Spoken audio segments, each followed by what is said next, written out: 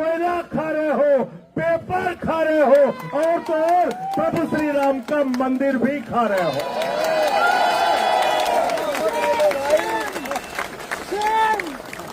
मैं बड़ा हैरान था कि सब कुछ तो खा गए, अब क्या खाएंगे? मेलोडी कोयला खा गए, गैस खा गए, बिजली खा गए, पानी खा गए, सड़क खा गए, पुल खा गए, जहाज खा गए, अब मेलोडी पेट्रोल खा रहे हैं, उसमें कह रहे हैं एथेनॉल मिला के गाड़ी खाएंगे। गाड़ी खा रहे हैं, स्कूटर खा रहे हैं, बस खा रहे हैं। मैं सोच रहा था सब खा गए, अब क्या खाएंगे? कहने लगे संजय सिंह जी गलत फहमी मत पालो, अब हम प्रभु श्री राम का मंदिर खाएंगे, वहां का चंदा खाएंगे। चंदा लूट रहे हैं, चंदा चोरी कर रहे हैं। तो मैं ये कहना चाहता हूं, जिन्होंने भगवान को नहीं बख्शा वो ना तो राम के हैं, ना आप के हैं, ना किसी काम के हैं। गलत तो नहीं कह रहा हूं? प्रधानमंत्री जी हर 15 दिन पे बात करने आ जाते हैं। मन की बात, क्या कहते हैं? मन की बात, मन की बात। परीक्षा ऐसे देना बच्चों, हाई स्कूल में ऐसे पढ़ना, इंटर में ऐसे पढ़ना, सुबह उठ के ऐसे जाना, रात में ऐसे याद करना। कई लोग रोने लगते हैं, कहते कितने बढ़िया प्रधानमंत्री, बताओ बच्चों को परीक्षा पे चर्चा कर रहे हैं, परीक्षा पे चर्चा कर रहे हैं। 93 पेपर लीक हो गए हिंदुस्तान में। मैं भारत के प्रधानमंत्री से कहना चाहता हूं, एक बार पेपर लीक पे चर्चा करके दिखाओ, पूरे हिंदुस्तान का नौजवान तुमसे जुड़ेगा। करो पेपर लीक पे चर्चा। मैं चला गया प्रयागराज, अभिजीत जी, मैं प्रयागराज चला गया पेपर लीक पे चर्चा करने। हमारे कमरे में पुलिस वाले आ गए, ये स्टार वो स्टार, बंदूक लेके सब पहुंच गए वहां पे। कहने लगे यहाँ पे आप क्या बात कर रहे हैं? हमने कहा तुमसे क्या मतलब? बंद कमरे में कहने लगे पेपर लीक पे चर्चा तो नहीं कर सकते आप। मैंने कहा तुम पेपर लीक कर सकते हो बेईमानो, हम चर्चा भी नहीं कर सकते, हम चर्चा भी नहीं कर सकते। तो मैंने पेपर लीक पे चर्चा किया वहां पे, और जो पेपर लीक पूरे हिंदुस्तान में हुआ है, तो हमसे कई बार लोग पूछते हैं कि आप लोग बीजेपी वालों को क्यों दोषी ठहराते हैं, मोदी जी को क्यों दोषी ठहराते हैं, शिक्षा मंत्री को क्यों दोषी ठहराते हैं? अरे इस सरकार का क्या लेना देना पेपर से? तो मैं उनसे कहता हूं, जितने पेपर लीक करने वाले हैं ये सारे के सारे चंदा चोर पार्टी से जुड़े हुए लोग हैं, भारतीय जनता पार्टी से जुड़े हुए लोग हैं। गलत तो नहीं कह रहा हूं? गलत तो नहीं कह रहा हूं? कहते कैसे पता किया? हमने कहा बेईमानों, नीट का पेपर लीक जब हुआ था पहली बार, तुमने जिन लोगों को गिरफ्तार किया था वो सब के सब बरी हो गए। कैसे बरी हो गए?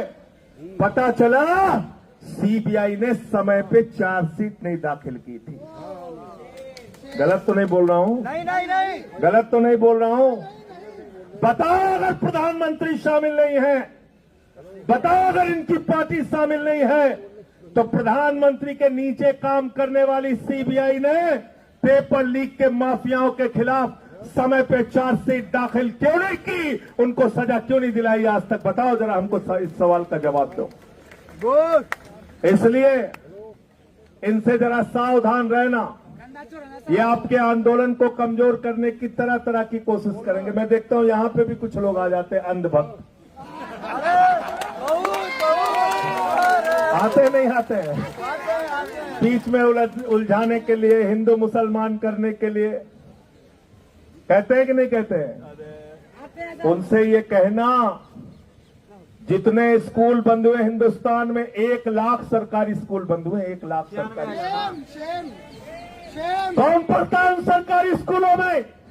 गरीब का बच्चा, पिछड़े का बच्चा, दलित का बच्चा। 1 लाख सरकारी स्कूल हिंदुस्तान में बंद हो गए। 1,20,000 सरकारी स्कूल हिंदुस्तान में है जिसमें सिर्फ एक टीचर काम करती है।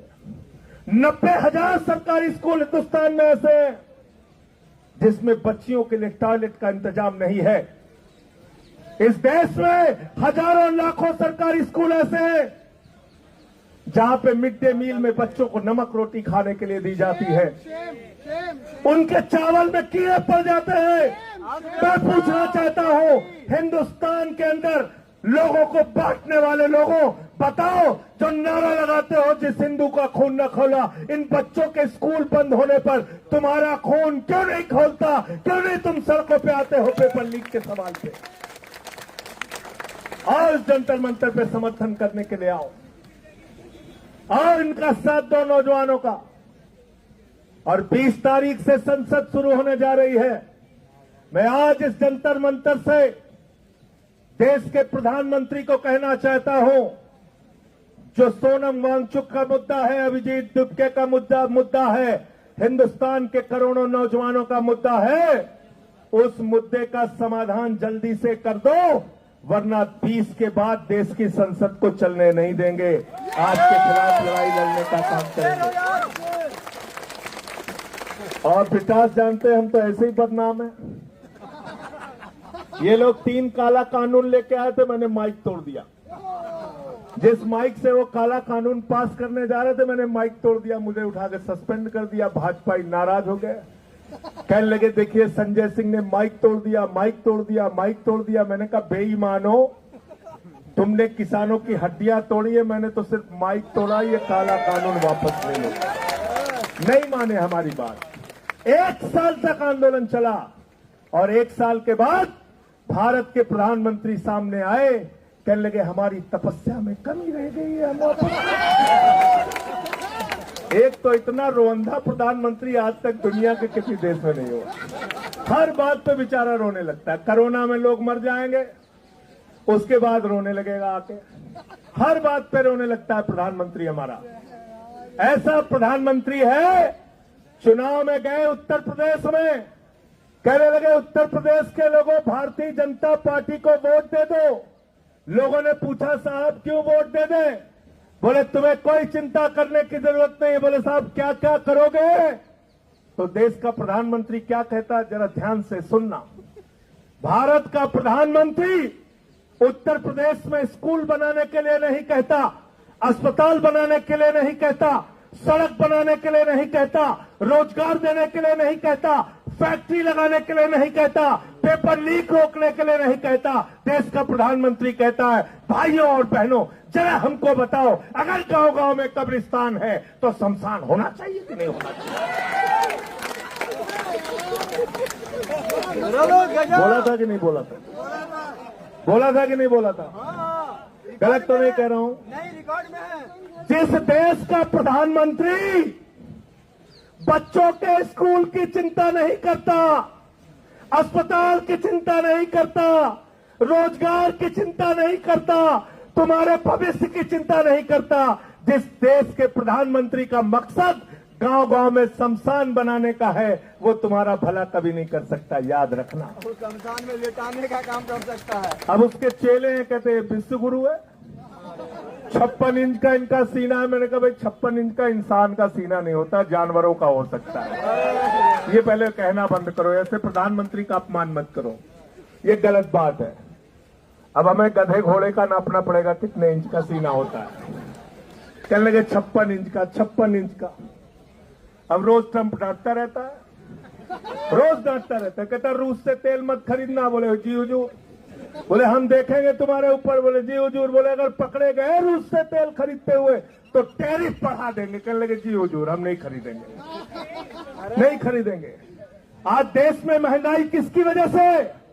स्टेट ऑफ हॉर्मोज से, जहां से 50% तुम्हारा कच्चा तेल और 60% गैस आती थी, वो स्टेट ऑफ हॉर्मोज क्यों बंद हुआ? देश के प्रधानमंत्री की गलत नीतियों के कारण।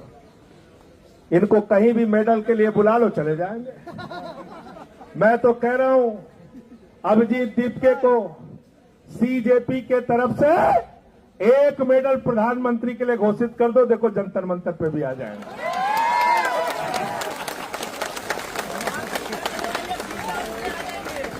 घोषित कर दो 1 मेडल, पेपर लीक मेडल, कोई भी नाम रख दो, आ जाएंगे लेने के लिए। अभी कहीं गए थे, कौन से देश में गए थे? सेशल्स में गए थे। 1,15,000 की आबादी है वहां पे। उसी दिन उन्होंने मेडल बनाया, उसी दिन पहना दिया, प्रधानमंत्री चले आए वहां। इजराइल चले गए 3 दिन पहले युद्ध के। तो भारत के प्रधानमंत्री, उनको पूरी दुनिया में घूम घूम के चिंता है। देश में हिंदू मुसलमान करके लोगों को बांटने की चिंता है। देश के अंदर नफरत फैला के अपने वोट की राजनीति करने की चिंता है। लेकिन पेपर लीक कैसे खत्म हो, इस बात की चिंता अगर प्रधानमंत्री को नहीं है, तो मैं पूरे देश के नौजवानों को आह्वान करना चाहता हूं फिर से एक बार कि एक तरफ 59 साल के हमारे सोनम वांगचुक हैं और दूसरी तरफ हमारा ये भाई, ये नौजवान साथी अभिजीत दीप्ते हैं। इनके कंधे से कंधा मिलाने के लिए आओ। हमारा ये रंगा भाई है, इनके साथ दो। हमारे एक एक जितने भी साथी हैं इस जंतर मंतर के आंदोलन में, मैं सर झुका के आप सबको नमन करता हूं, आपके हौसले को नमन करता हूं और यकीन दिलाना चाहता हूं कि सिर्फ बातों में यकीन मत रखना।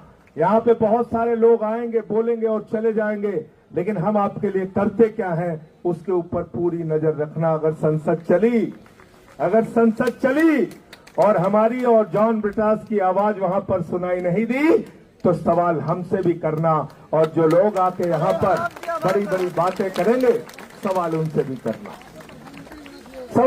करना। वो शख्सियत आपके बीच में है सोनम वांगचुक जी, जिन्होंने लद्दाख के अधिकारों के लिए लड़ाई लड़ी। हम लोगों की फोन पे उस समय कई बार बातें होती थी। 16 दिन का अनशन इन्होंने किया, 21 दिन का अनशन इन्होंने किया, कई 100 किलोमीटर की पद यात्रा इन्होंने की। आप लोगों ने कई देश के कई हिस्सों में जाके आंदोलन किया, नौजवानों की आवाज उठाई। इस आवाज को कमजोर मत होने देना। आपके सिर्फ जंतर मंतर पर बैठने से पूरी सत्ता कहीं न कहीं हड़बड़ाई, बौखलाई और डरी हुई है। और डरपोक लोग ये सिर्फ पुलिस के भरोसे अपनी छाती चौड़ी करके घूमते हैं।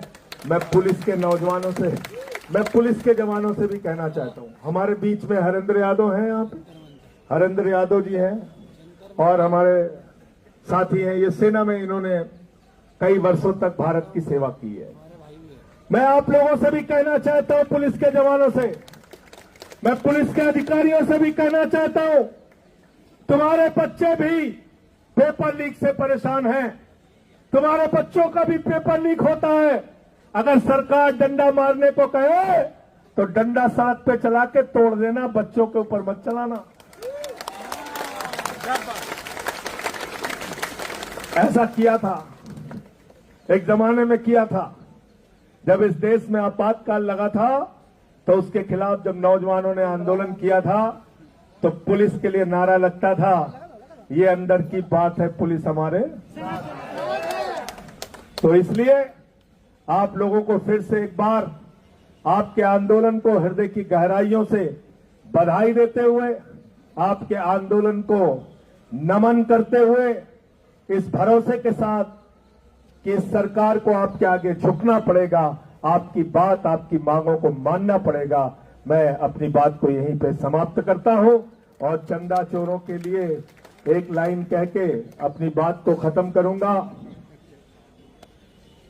कि ये अमन बिक रहा है, चमन बिक रहा है।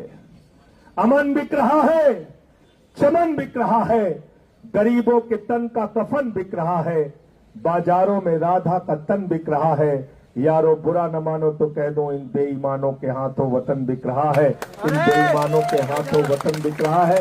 इस वतन का सौदा करने वाले लोगों से आपको ये लड़ाई लड़नी है।